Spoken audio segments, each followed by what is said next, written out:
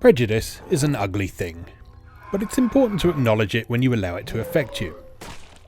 Consequently, dear viewer, I don't mind admitting that when I was presented with the opportunity to take a look at a new Switch game called OMG Zombies that at its launch cost just 99p, I was, shall we say, a little sceptical about whether or not this would be a worthwhile experience. Internet slang in the title? Check. Use of zombies, arguably the most overused foe in all of video gaming history? Check. A distinctly mobile tier price point? Check. This game would certainly have an uphill struggle to impress me. You may well ask at this point why I bothered to check it out in the first place, given my apparent distaste for seemingly everything it had to offer.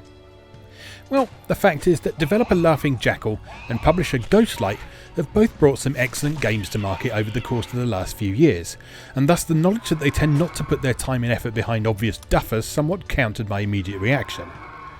There was also the fact that its original PSP Minis incarnation as OMG Z is the 9th top rated PSP game on Metacritic, including digital only titles, as well as the top game in the action genre on Metacritic for PSP. Obviously, as we all know, Metacritic is not an exact science, or indeed a science at all by any means, but this is at least a good general indicator that people like this game in its previous incarnations, and as such I thought it was worth giving a chance. This was a good decision. OMG Zombies is a puzzle game of sorts rather than a fast-paced blaster. Using a limited number of shots, you have to clear as many zombies as possible out from each single screen level before advancing to the next, with the ultimate goal being to find and complete the best ending. The puzzle element comes in through the chain reaction mechanic the game is built around. Shooting a zombie causes it to explode, and according to its type it will then do something. Basic civilian zombies simply explode and damage other zombies in a small radius around them. Bloated zombies explode in a larger radius. Cop zombies fire a shot in front of them. Soldier zombies fire several random ricocheting shots vaguely in the direction they were facing when they died. Billiard zombies create a short-lived pool of acid. Mortar zombies fire out their brain, which will land in a random location on screen a moment later and explode. Runner zombies run a short distance in the direction they were facing before exploding. And zapper zombies fire an electric beam in a random direction, which will temporarily stun and then destroy another zombie after a short period. As you might expect, success in the game is a matter of making the most of the particular zombie types you have available to you at any given moment. Each zombie type is colour coded so you can easily distinguish them, though one thing you'll have to bear in mind more as you progress through the levels is that zombies don't all have the same amount of health, meaning that some will require more than one shot or nearby explosion to kill them and set off their special ability. Early in the game this might all feel a bit random, since the layout of where the zombies are in each level is different each time you start, but you can tip the balance in your favour with the upgrade system.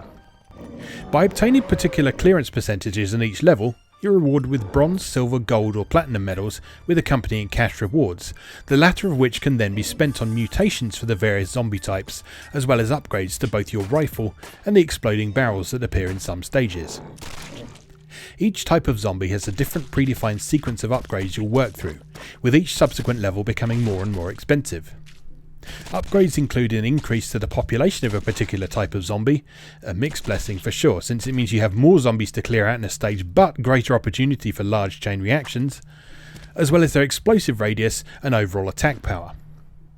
Zombies with unique special abilities such as the cop and soldier get their own unique upgrades too. The cop zombies get the ability for their bullets to penetrate enemies and continue on their way, for example, while soldiers increase the number of bullets they fire and how much they ricochet. You can complete each level by clearing out just 60% of the zombies on a stage, but the long-term goal is to obtain platinum medals for each and every of the 100 stages in the game by clearing out 100% of the available zombies. And if you want to even see all 100 of those levels, you'll need to do better than a bronze.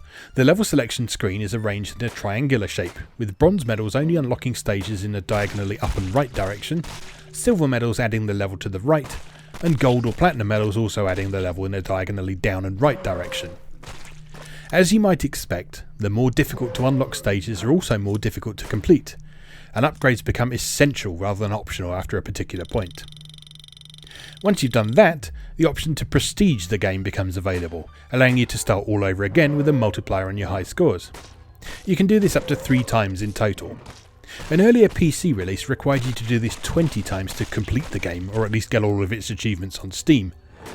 Widespread complaints about this from the more obsessive portion of the player base, even going so far as warning completionists away from picking the game up at all, evidently caused Laughing Jackal and Ghostlight to rethink things a little for this Switch release. Since the Switch version lacks achievements, there's not really any reason to use the Prestige mode at all if you don't feel like engaging with that side of things. The base game provides ample entertainment as you pursue those elusive platinum medals and attempt to clear each of the 100 levels as spectacularly as possible. But if you do find yourself fancying a replay or two, the Prestige mechanic provides a means of rewarding you for doing so, rather than simply requiring you start all over again. I came away very pleasantly impressed with OMG Zombies. The basic concept is simple to understand but incredibly addictive to engage with, especially once you have a few upgrades in place that allow you to set off large chain reactions more easily. The presentation is highly stylised and very effective too. Aside from the colour-coded zombies, which can be switched off if you desire, though it makes the game much more difficult, the art is almost entirely black and white, with the only splashes of colour being the crimson of bloodstains or, in the comic book style cutscenes, occasional onomatopoeia. Sound too is excellent, with each zombie making clearly distinguishable sounds so you can easily identify the component parts of your chain reaction audibly as well as visually. And the whole experience is complemented by some nicely atmospheric but tuneful music, drawing a certain degree of inspiration from movies such as 28 Days Later. This game is a great fit for Switch. The short form levels make it ideal for handheld play, but there's enough depth and substance here to keep you playing for hours at a time if you allow yourself to get in the zone. The improvements made specifically for this version, including the rethought Prestige system, optional touch controls and the addition of fast forward and sniper scope modes, make it the definitive way to enjoy the game too. Prejudice is an ugly thing, because sometimes you can be very, very wrong about something based on your first impressions. Given the amount of enjoyment I've had from OMG Zombies over the last few days, and the fact that when I settled down to record some footage for this video and accidentally played for well over an hour, I can happily say with some confidence, I was wrong, and I'm very glad about that. Now, I've got more brains to pop, so if you need me, I'll be standing on top of something tall, cocking my rifle, and waiting for that one perfect shot.